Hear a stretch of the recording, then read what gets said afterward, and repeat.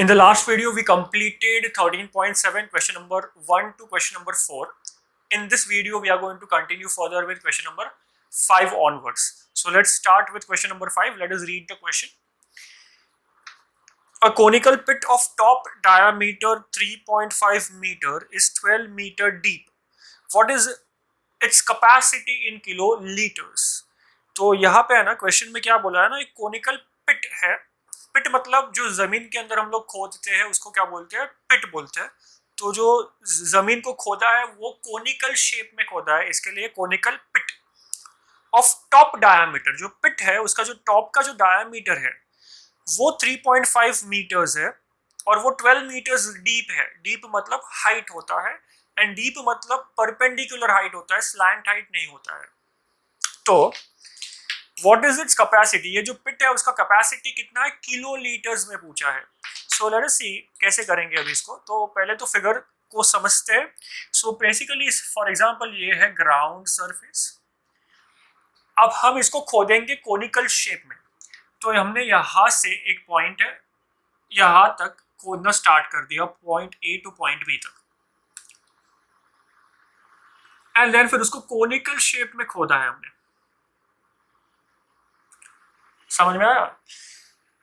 तो ऑब्वियसली जो ऊपर का जो सरफेस है वो एक सर्कुलर सरफेस बन जाएगा, बिकॉज ग्राउंड पे सर्कल फॉर्म करके हमने उसको खोदा है कोनिकल शेप में. सो उसका जो डायामीटर है, जो ग्राउंड सरफेस है उसका जो डायामीटर है, जो कोनिकल शेप है, कोनिकल पिट है, उसका जो डायामीटर है that is 3.5 metres from here to here. 3.5 metres. And deep बोला है, डीप कितना है, 12 मीटर्स. तो जो डीप होता है वो कभी भी ऐसे नहीं होता है, डीप ऐसे ही मापते हैं हम लोग perpendicular. So perpendicular height is 12 metres. Clear? So H is 12 metres. What is its capacity in kilolitres? जो कैपेसिटी पूछा है मतलब इसका जो वॉल्यूम पूछा है इन किलोलीटर्स, लीटर्स में नहीं किलोलीटर्स में पूछा है. Let's see how to find it. बहुत इजी है. सबसे पहले तो कैपेसिटी मतलब वॉल्यूम, तो वॉल्यूम का फॉर्मूला यूज करेंगे. उससे पहले जो गिवन है वो लिख लेते हैं. तो for conical pit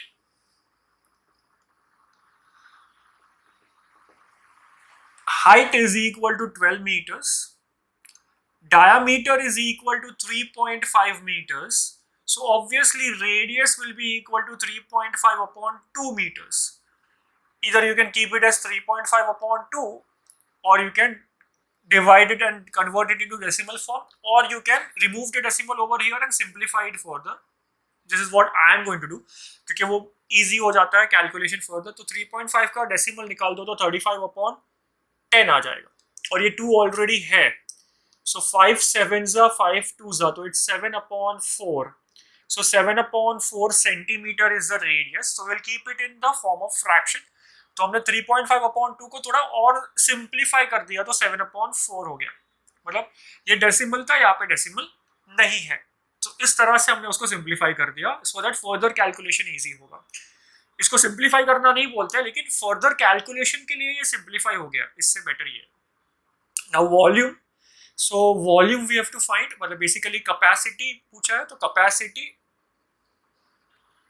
of conical pit will be volume of cone. Volume is equal to 1 upon 3 pi r square h is the value of pi given. The value of pi is not given, so क्या लेंगे हम लोग, 22 upon 7 ले लेंगे. 22 upon 7 into radius कितना है, radius हमने 7 upon 4 किया है यहाँ पे, तो 7 upon 4 into 7 upon 4 into H कितना है, एच इज 12. तो देखो 7 अपॉन 4 रखने से कितना इजी हो जाता है कैलकुलेशन. 4 3 3 3 कैंसिल, तो ये 2 11 2 2 2 11 सो इट्स 77 अपॉन 2 हो गया. तो इट्स 77 अपॉन 2. ये जो आंसर आया है that is in centimetre cube. आप चाहो तो इसको डेसिमल फॉर्म में कन्वर्ट कर दो, आप कर देते हैं. चलो तो क्या आ जाएगा, 77 upon 2 centimetre cube. So it's 2 3 6, 2 8 16, 38.5 centimetre cube. We need to convert it into litres first. अब 1 लीटर मतलब 1 litre is equal to 1000 centimetre cube, right.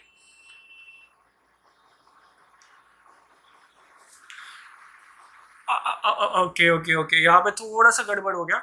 ये मीटर में है, मीटर में तो ऑब्वियसली ये मीटर में आएगा, ठीक है। तो ये भी मीटर में आएगा, तो it's not centimetre cube, it is metre cube. तो अभी ये जो कन्वर्जन है वो सेंटीमीटर क्यूब और लीटर का नहीं ले सकते हम, मीटर क्यूब और लीटर का लेना पड़ेगा। सो कन्वर्जन कैसा होगा उसका, 1 metre cube is equal to 1000 litre, ठीक है। Okay, so 1 metre cube is 1000 litre. तो यहाँ पे 38.5 मीटर क्यूब कितना लीटर, तो मल्टीप्लाई बाई 1000, तो इट्स 38500। 3 डेसिमल शिफ्ट करना पड़ेगा, तो एक यहाँ पे होगा, बाद में 2 जीरो ऐड कर देंगे, लीटर्स। ये जो आंसर है वो लीटर्स में है, हमें उसको कन्वर्ट करना है किलो लीटर्स में। तो 1 kilo litre is equal to 1000 litre. तो इसको अगर हमें किलो लीटर्स में कन्वर्ट करना है तो इसको डिवाइड बाय 1000 करना पड़ेगा वापस से, मतलब बेसिकली वापस वही आ जाएगा 38.5 किलो लीटर्स। पूरा ही लिख लो, kilo litres. I hope the sum is clear. इस सम का जो मेन पार्ट है वो है कन्वर्जन। अगर आपको कन्वर्जन आता है करना तो ये सम बहुत इजी है। Quickly note it down. So let us read the next question, question number 6. The volume of the right circular cone is 9856 centimeter cube. If the diameter of the base is 28 centimeter, find height of the cone, slant height of the cone and the curved surface area of the cone. बहुत ही easy question है ये। हमें क्या दिया है यहाँ पे, volume of the कोन दिया है। So for cone volume is given as 9856 centimeter cube. If the diameter of the base is given as 28 centimeter, we have to find three things over here. सबसे पहले हमें फाइंड करना है height of the cone, second हमें find करना है slant height, और third हमें फाइंड करना है curve surface area of the cone. तो एक एक करके पहले फाइंड करते हैं height, slant height and curve surface area. So बहुत इजी है, पहले रेडियस फाइंड कर लेंगे हम लोग इधर से। तो रेडियस फाइंड कर लेते हैं पहले। रेडियस क्या होगा इसका, 28 का हाफ मतलब 14 सेंटीमीटर। बहुत इजी। वॉल्यूम दिया है तो वॉल्यूम का फॉर्मूला यूज कर लेते हैं। What is the formula for volume of cone, volume is equal to 9856 given, so volume is equal to 1 upon 3 pi r square h is equal to 9856। पाई का value दिया है क्या क्वेश्चन में, नहीं दिया है, तो हम कुछ 22/7 लेंगे। सो 1 upon 3 into 22/7 into r is 14, तो 14 into 14 into h हमें फाइंड करना है, तो 9856 राइट साइड पे है। So this is the first part. तो हम फर्स्ट पार्ट सॉल्व कर रहे हैं पहले, जिसमें हमें हाइट मिलेगा। तो h क्या होगा, पहले हम h यहाँ पे लिखेंगे, बाकी सारे टर्म्स वो साइड पे ट्रांसफर करेंगे। तो 9856 into 3 into 7 upon 22 into 14 into 14। अब क्या होगा, 7 2 हो गया, ये बराबर है। अब क्या होगा, ये हम कैंसिल आउट कर देते हैं 2 से इसको, 2 4 8, 9 18, 2 2 4, 8 16। और कुछ कैंसिल आउट हो रहा है, यस होगा, ऑब्वियसली होगा। 2 11 2 2 2 4 8, 2 6 12, 2 4 8। h is equal to 2464 into 3 upon 11 into 14। ये वापस 2 से कैंसिल आउट होगा, 2 7 2 12 3 2। ओके, अब ये 11 से जा रहा है क्या, चेक करो पहले। 11 1 11 जा रहा है, 11 1 11, 11 2 22। अब ये 7 और 1 1 2 जाएगा, तो पहले h is equal to 1 1 2 into 3 upon 7। 7 1 7, 7 6 42, 16 into 3 आ गया, तो हाइट मिल गया 48 सेंटीमीटर। तो हाइट हमें मिल गया। First part is done. So calculation I hope समझ में आया हो सबको। अब हमें सेकेंडली क्या फाइंड करना है, स्लैंट हाइट। तो ऑब्वियसली स्लैंट हाइट कैसे मिलेगा, स्लैंट हाइट मिल जाएगा हमें बिकॉज r पता है 14 एंड h पता है 48। So slant height will be equal to l is equal to, हम डायरेक्ट लिख सकते हैं root of h square plus r square. So that is root of, its 48 square plus 14 square. अब 48 को स्क्वायर करो, 14 को स्क्वायर करो, 48 को स्क्वायर कर लेते हैं, चलो 48 into 48, so that comes to 64।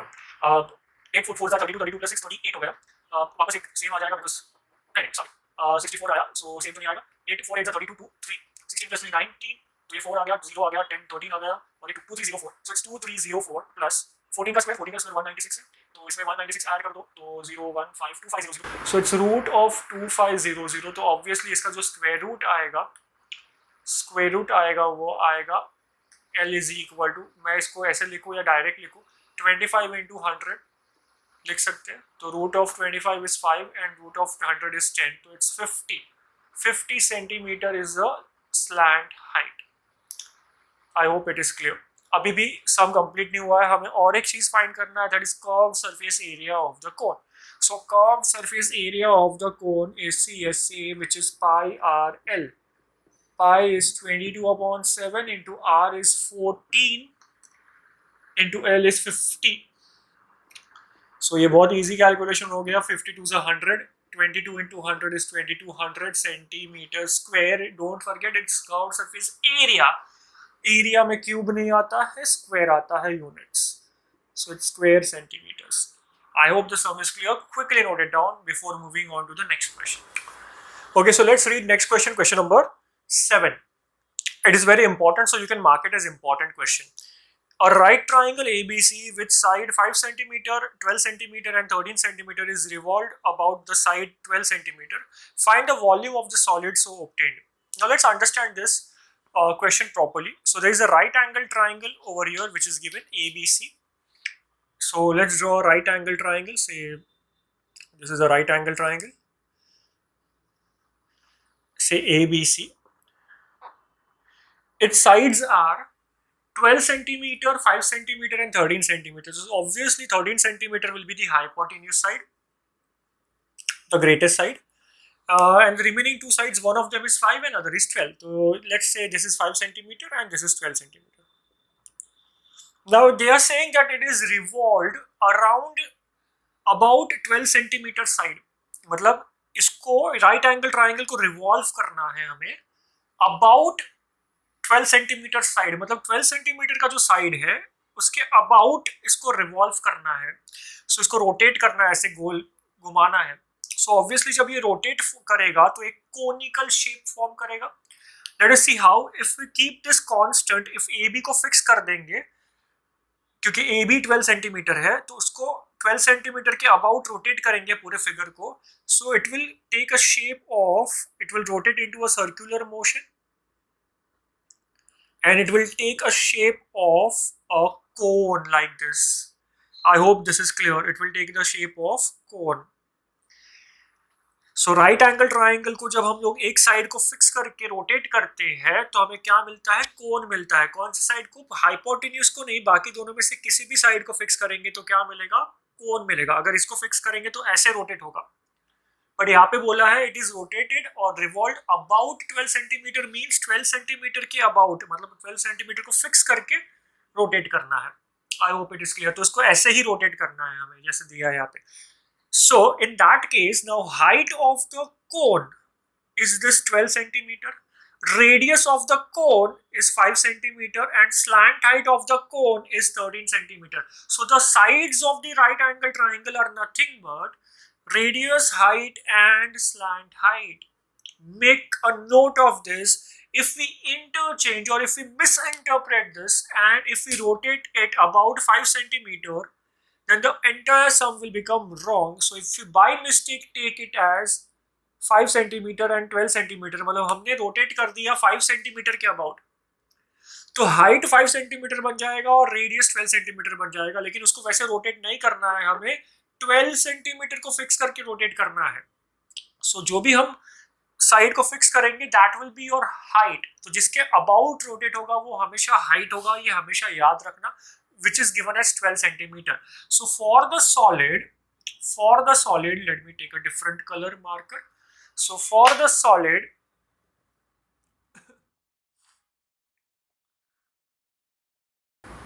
what is given? It's not given, but we got it. Height is equal to 12 centimeter, radius is equal to 5 centimeter, and slant height is equal to 13 centimeter. what we have to do, we have to find the volume of the solid so obtained. तो ये जो solid मिला है conical shape का, इसका volume find करना है. So volume of the solid is given by 1/3 pi r square h because it is conical shape. Is the value of pi given? No, it is not given. And also ये जो question है उसमें जो पीछे जो answer दिया है NCERT text book के पीछे जो आंसर दिया है, वो जो आंसर है वो इन टर्म्स ऑफ पाई दिया है, मतलब उन्होंने पाई का वैल्यू सब्स्टिट्यूट नहीं किया है. तो हम भी वैसे ही करेंगे, we will keep pi as it is. So if you keep pi as it is, what we will get, r 5 square into h क्या है 12 है. सो इसको सिंप्लीफाई करेंगे तो 1/3 पाई 25 इंटू 12. सो ये 3 4 हो गया, 25 4 100 हो गया. तो आंसर क्या आया, 100 pi centimetre cube. So at the back they have given the answer in terms of pi, मतलब जो वॉल्यूम का आंसर दिया है वो ऐसे ही दिया है. तो हम भी वैसे ही रखेंगे. जनरली एग्जाम में हम क्या करते हैं, अगर क्वेश्चन में बोला है कि keep the answer in terms of pi और express the answer in terms of pi, तो ही हम ऐसे करते हैं. बट सिंस एनसीईआरटी में उन्होंने पाई का वैल्यू सब्स्टिट्यूट नहीं किया है तो हमने भी नहीं किया है. सो इन केस अगर एग्जाम में सेम सम आता है और they don't mention anything that do not substitute the value of pi और keep the answer in terms of pi, ऐसा कुछ भी मेंशन नहीं करेंगे, तो आपके ऊपर है आपको कैसे करना है. You can keep the answer in terms of pi और you can substitute the value of pi, doesn't matter for this particular question. I hope that is clear. Quickly note it down. Let's do next question, question number 8, which is also important and it is related to question number 7. So मैंने question number 7 already board पे रखा है. अब हम question number 8 solve करेंगे because दोनों related है एक दूसरे से. Question number 8, if the triangle ABC in question number 7 above is revolved about 5 centimeter side, मतलब अब इसको rotate करेंगे या फिर revolve करेंगे 5 centimeter जो side है ना उसके about revolve करेंगे. अगर ऐसे करेंगे then find the volume of the solid so obtained. तब वॉल्यूम क्या होगा पूछा है क्वेश्चन नंबर 8 में. Find also the ratio of the volumes of two solids, मतलब जो क्वेश्चन नंबर 7 में जो वॉल्यूम का आंसर मिला है और क्वेश्चन नंबर 8 में जो मिलेगा, दोनों का रेशियो फाइंड करना है. तो पहले volume of the solid find कर लेंगे, उसके बाद रेशियो मिल जाएगा. So if we revolve the same figure about 5 centimetre, तो क्या होगा पता है. अब देखो मैं इसके बाजू में यहाँ पे ही बना रहा हूँ figure so that it's clear, तो समझ में अभी आएगा अच्छे से. सो क्या होगा जब ये A B C right angle triangle है और इसको हम 5 सेंटीमीटर के अबाउट रिवॉल्व करते हैं, 5 सेंटीमीटर के अबाउट रिवॉल्व करते हैं, तो इसको फिक्स रखेंगे और ये ऐसे रोटेट होगा, ऐसे रोटेट होगा, वर्टिकली रोटेट होगा. तो ये जो फॉर्म होगा ना वो ऐसे फॉर्म होगा सर्कुलर मोशन में. क्लियर. तो तब क्या होगा, 12 सेंटीमीटर जो है वो बन जाएगा radius of the base, because अभी कोन ऐसे हो गया right. This is 5 centimetre which is the height and 13 centimetre is the slant height. तो रेडियस और हाइट इंटरचेंज होगा.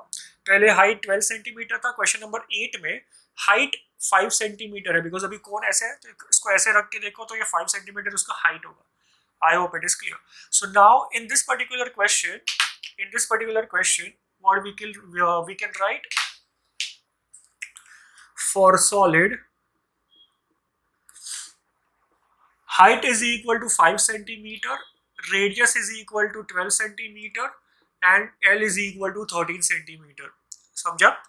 तो अभी हम फाइंड करेंगे volume which is 1/3 pi r square h. Same thing in this question also, they have not substituted the value of pi. तो same instructions जो 7th में था. एग्जाम में आपके ऊपर है, आपको सब्स्टिट्यूट करना है. अगर आप करोगे तो भी रॉन्ग नहीं मिलेगा, but we will not do it because textbook में नहीं किया है. At the back the answer is given in terms of pi. सो 1/3 pi into r, r is equal to 12, so 12 into 12 into h is 5. Okay, so 3 4s are 12, so that is now 60 into 4, 60 into 4 is 240, 24 हो जाता है. तो 240 pi centimeter cube, that is the volume of the cone or the volume of the solid. I hope it is clear. But the question is not over. We need to also find the ratio of their volumes. Therefore, ratio of the volumes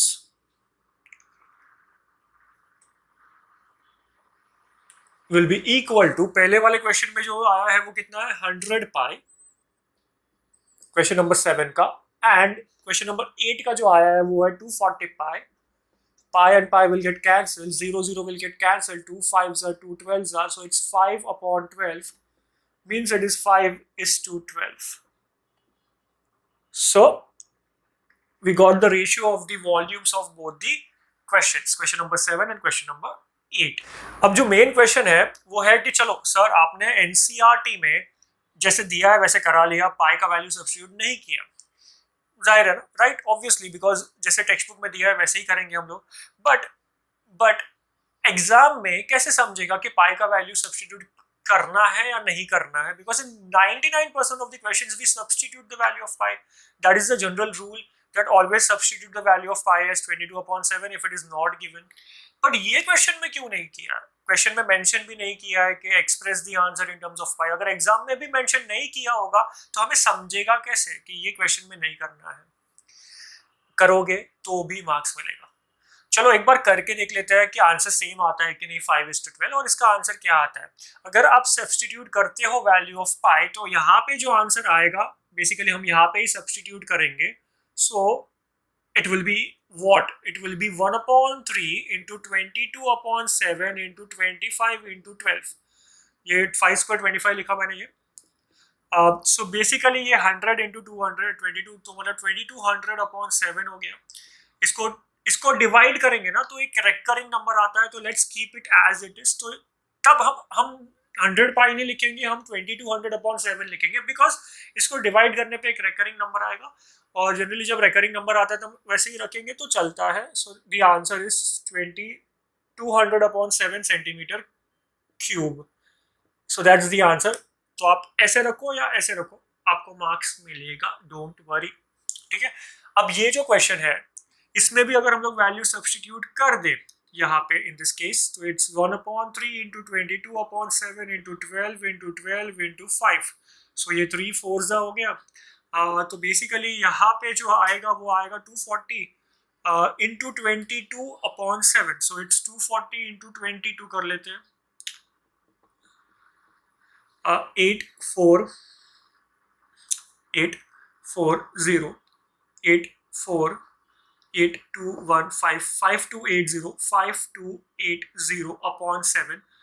again आप वैसे ही रखो, doesn't matter, because again इसको divide, is it divisible, 7 7 49 38 नहीं हो रहा है, completely divisible नहीं है. So let it be. आपको डिवाइड करके 3 डेसिमल्स तक फाइंड करो और 2 डेसिमल में कन्वर्ट करो तो भी चलेगा दोनों केस में. मैं ऐसे ही रख रहा हूँ so that the final ratio easy होगा हमारे लिए फाइंड करना. तो जब हम रेशियो फाइंड करेंगे तो कैसे सॉल्व करेंगे इसको. 100 पाई के जगह पे क्या है 2200/7 डिवाइडेड बाय और रेशियो विथ 5280/7. सो जो इसका जो है वो क्या फॉर्म होगा, ये 2200/7, ये जो डिवीजन है इसको ऐसा लिख लेते हैं 5280/7. ये डिवीजन को हमने ऐसे लिखा. तो this divided by this, which can be written as 2200/7 into 7/5280. 7 7 cancel out हो गया, 0 0 कैंसिल आउट हो गया. अब ये 2 से जाएगा, जरूर जाएगा. सो या तो आप 22 से कैंसिल करो, 2 से कर लेते चलो पहले, 110, और ये 2 2 4 2 6 2 4 8.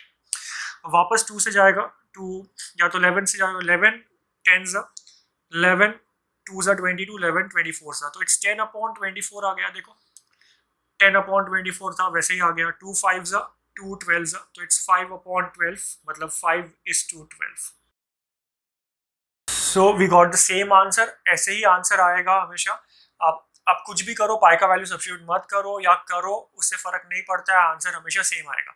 अब एक और क्वेश्चन होता है कि sir can we divide this and convert it into decimal. Yes you can do it. आप इसको डिवाइड करके कन्वर्ट कर सकते हो डेसिमल में. आप इसका जो आंसर है जो भी है डेसिमल फॉर्म में फाइंड करो, 3 डेसिमल प्लेसेस तक फाइंड करो एंड राउंड ऑफ कर दो 2 डेसिमल तक. वैसे ही इसको भी आप डेसिमल फॉर्म में कन्वर्ट करके लिख सकते हो, no problems. But ratio find करते वक्त आप डेसिमल नहीं ले सकते, तो उससे आंसर प्रॉपर नहीं आएगा. You will have to take 2200/7 divided by 5280 upon 7. I hope that is clear. Quickly note it down. So let's read the last question, question number 9 of this exercise. This is very important question in terms of calculation.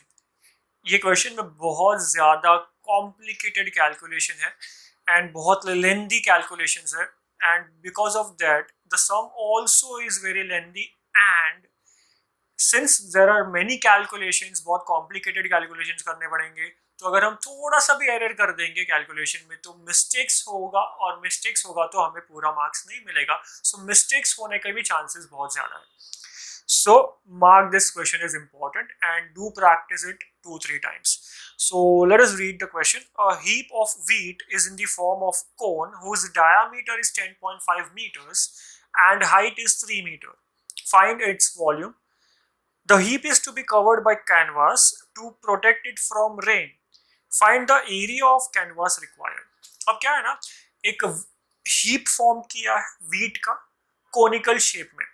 तो simple है, एक conical shape का heap form किया है wheat का. सो wheat को conical shape में रखा हुआ है ग्राउंड पे, ठीक है, जिसका डायामीटर है 10.5 meters. So the diameter is 10.5 meters and height is 3 meters. So जब height बोलेंगे तो obviously we have to take perpendicular height. Find its volume. That's the first part of the question. तो पहले volume find कर लेते हैं, उसके बाद second part को answer करेंगे. तो first part का बहुत ही simple है, एक conical heap है जिसका diameter दिया है, height दिया है, इसका volume find करना है. So for conical heap of wheat,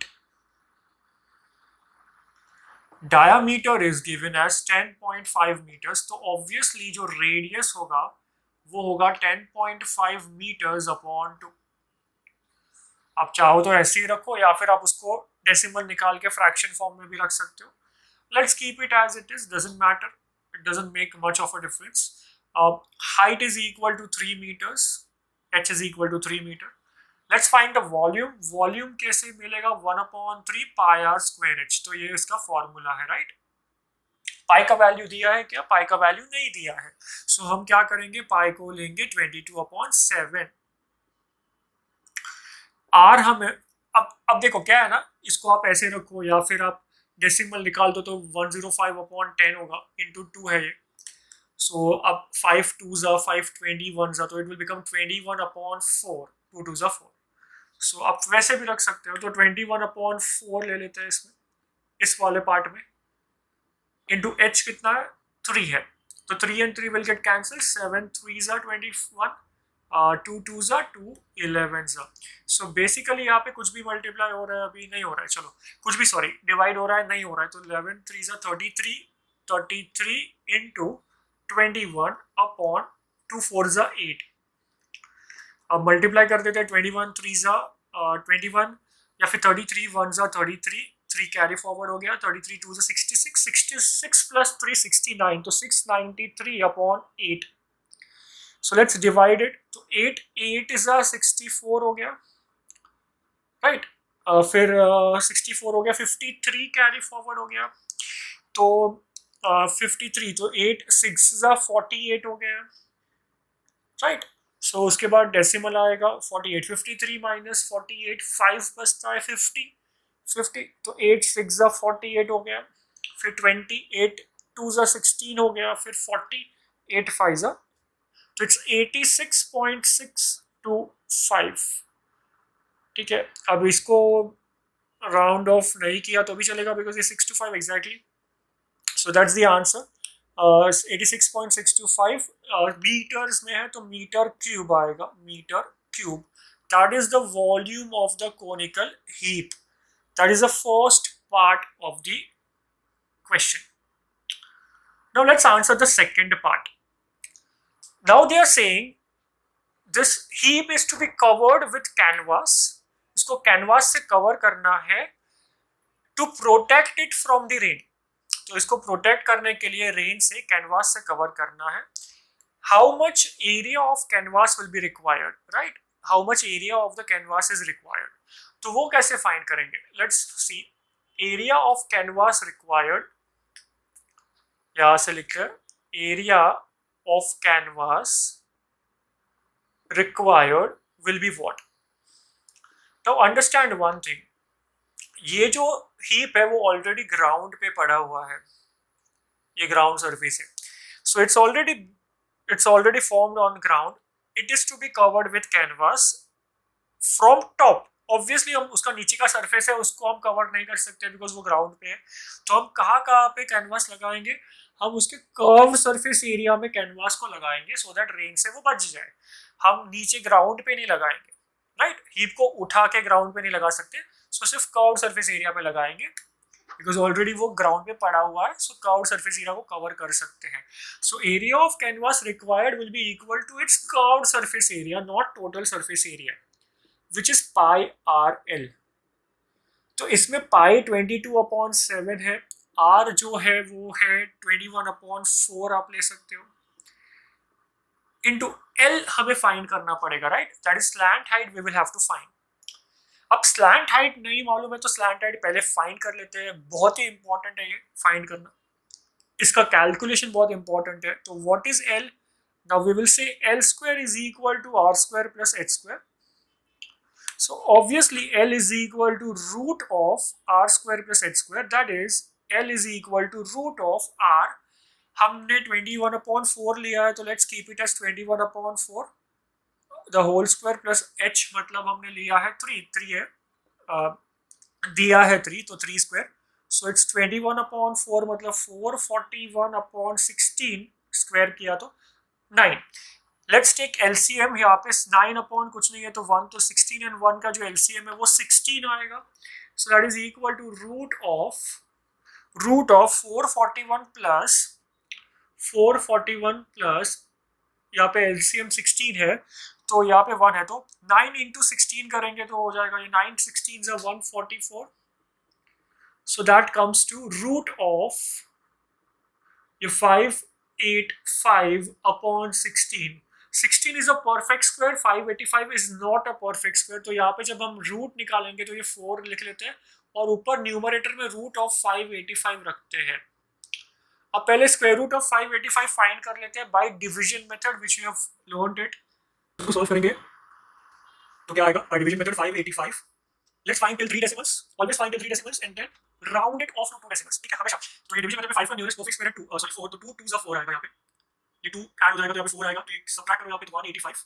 now 4 के बाद में जो भी डिजिट लगाएंगे उसको मल्टीप्लाई करके 185 से छोटा नंबर आना चाहिए, सो 44 करके देखते हैं, 44 4s are 176 which is smaller than 185, यहाँ पे प्लस 4 कर दो, so the answer here is 48। यहाँ पे सबट्रैक्ट करेंगे तो ये 7 और ये क्या आएगा 9 आएगा, राइट, 15 - 6 is 9, राइट, डेसिमल है तो डेसिमल ऊपर डालो देन कैरी फॉरवर्ड करो 2 जीरोस को, सो 900। नाउ 48 के आगे हम कुछ भी लगाएंगे तो वो 400 में है, 481 मिनिमम होगा 481, अगर हम 2 लिखते हैं यहाँ पे तो 482 2s are it will be more than 900, right, 480 is more than 450, उसको 450 को 2 से मल्टीप्लाई करेंगे तो 900 आता है, तो 480 into 2 will be obviously more than 900, तो वो नहीं चलेगा, 481 1s are कर लेते हैं, कितना आएगा 481, सो यहाँ पे हम ऐड कर देते हैं +1 तो 482, और यहाँ पे we will have to subtract it, तो ये 8 हो गया, ये 9 हो गया, ये 10 हो गया, तो 9 आएगा, यहाँ पे 1 आएगा और ये 4 आएगा, it's 419, ठीक है, और दो कैरी फॉरवर्ड कर दो 0 for the second decimal. Now this is 41000 और ये है 4, इसका हम जो भी लिखेंगे वो 4000 के रेंज में आ जाएगा, 4800 के रेंज में, और ये 41000 है, तो एक बार 8 लिख के देखते हैं बिकॉज़ 4000 4 into 9 is 36000 होता है, तो ये 41 है, तो 9 करके देखते हैं या फिर 8 करके देखते हैं, दोनों में से एक, तो पहले 8 करके देखते हैं, 4828 into 8 8 8 is 64, 16 plus 6 is 22, 864 plus 2 66, 32 plus 6 38, 38628, एक बार 9 करके देख लेते हैं if it is smaller, 9 9 is 81, 18 plus 8 is 26, 72 plus 2 is 74, 36 plus 7 is 43, ये 43 मतलब इससे बड़ा आया तो ऑब्वियसली 8 जाएगा, 8 इज कितना आया यहाँ पे 38624 और यहाँ पे हम 8 ऐड करेंगे, सो इट्स 4836, ठीक है, और यहाँ पे हम सबट्रैक्ट करेंगे तो आएगा 8 9 10 6 7 2 और ये 11 3, सो इट्स 327 और उसके बाद 2 0 आएगा, तो ये 3,27,000 के रेंज में आएगा, और ये आप कुछ भी डिजिट ऐड करेंगे तो ये 48,000 के रेंज में आएगा, सो आई थिंक अप्रोक्सीमेटली ये 48 to 50,000 ले लेवल, ये 3 लाख करके तो इंटू 6 जा सकता है, तो एक बार 6 करके देखते हैं, सो इट्स 48366 into 6 करके देखते हैं, 26 plus 3 39, 18 plus 3 21, 48 plus 2 50, 24 plus 5 is 29, अच्छा इससे कम है तो ये तो पॉसिबल है, लेकिन एक बार 7 भी चेक करके देखते हैं, 48367 into 7 9 49 42 plus 4 46, 21 plus 4 25, 56 plus 2 58, 28 plus 3 33, तो ये 3,38,000 हो गया, ये 3,27,000, ऑब्वियसली ये 6 जाएगा, we got 3 decimals, that is enough. इसको राउंड ऑफ कर देंगे अभी हम. So it's 24.186, जिसको हम राउंड ऑफ करके लिखेंगे तो क्या आएगा 24 पॉइंट, 2 डेसिमल्स में राउंड ऑफ कर दो इसको, 0.1986 will become 90. So it's 24.19, तो यहाँ पे आएगा 24.19 upon 4.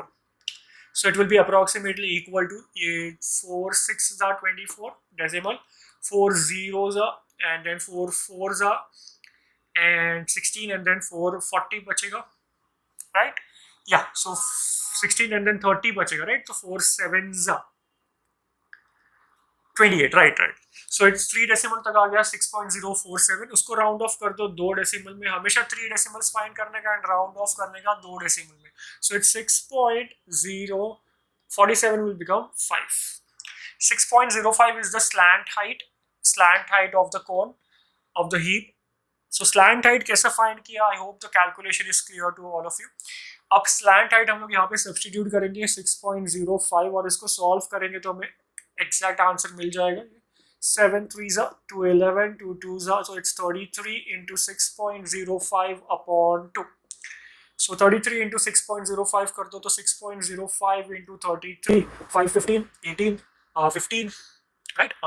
Sorry, 0 5 1 8 1 2 5 6 9 9 1 9 9.65 upon 2. अभी डिवाइड करो, आंसर आ गया 2 9s are 18, फिर 18, 2 9s are 18, 19, 2 9s are 18, 1 6 2 8 is a 16, 2 2s are 4, 2 5s are, it's 99.28825 centimeter square. This is the area of canvas required to cover the conical heap. So the most important part of this question was the calculation. So this particular calculation to find slant height, how to round off, how to find the square root of 585, and then answer, we got it. So I hope the calculation is very clear, and the only chance of going wrong in this question is in the calculation part, nothing else. So with this we have completed this exercise 13.7. You can note it down. So with this question we have completed 13.7 exercise completely. तो हमने सारे के सारे sums complete कर दिए है कोन पे based. अब जो सॉलिड बचता है दैट इज स्फीयर, जो हम अगले वीडियो में स्टार्ट करेंगे. जाने से पहले अगर आपको वीडियो अच्छा लगा है तो लाइक कर दो एंड शेयर करो अपने फ्रेंड्स के साथ भी, and don't forget to subscribe my channel. मिलते हैं अगले वीडियो में विद इंट्रोडक्शन ऑफ स्फीयर.